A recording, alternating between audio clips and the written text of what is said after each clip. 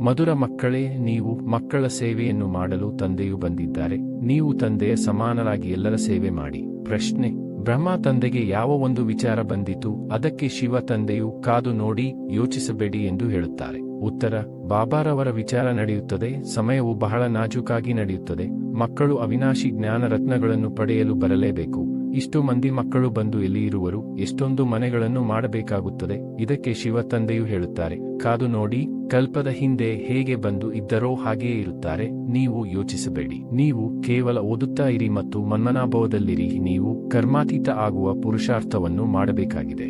ಗೀತೆ: ನಿಮ್ಮನ್ನು ಪಡೆದ ನಾವು ಜಗತ್ತನ್ನೇ ಪಡೆದೆವು. ಧಾರಣೆಗಾಗಿ ಮುಖ್ಯ ಸಾರ: 1. ಡ್ರಾಮಾದ ಪ್ರತಿಯೊಂದು ರಹಸ್ಯವನ್ನು ತಿಳಿದು ಯಾವುದೇ ಮಾತಿನ ಚಿಂತೆ ಮಾಡಬಾರದು. ವಿದ್ಯೆಯನ್ನು ಓದುತ್ತಲೇ ಇರಬೇಕು. ಮನ್ಮನಾಭವಾಗಿ ಕರ್ಮಾತೀತರಾಗುವ ವಿಚಾರ ಮಾಡಬೇಕಾಗಿದೆ. ಸ್ವಯಂವನ್ನು ಸತೋಪ್ರಧಾನ ಮಾಡಿಕೊಳ್ಳಬೇಕಾಗಿದೆ. 2. ನಾವು ಆತ್ಮರು ಶಿವ ತಂದೆಯ ಸಂತಾನರಾಗಿದ್ದೇವೆ.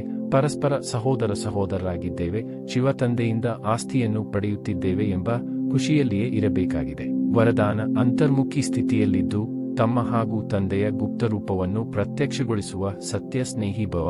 ಸ್ಲೋಗನ್: ನಿಶ್ಚಯ ಹಾಗೂ ಜನ್ಮಸಿದ್ಧ ಅಧಿಕಾರದ ಗೌರವದಲ್ಲಿ ಇರುತ್ತೀರೆಂದರೆ ಬೇಸರವಾಗುವುದಿಲ್ಲ.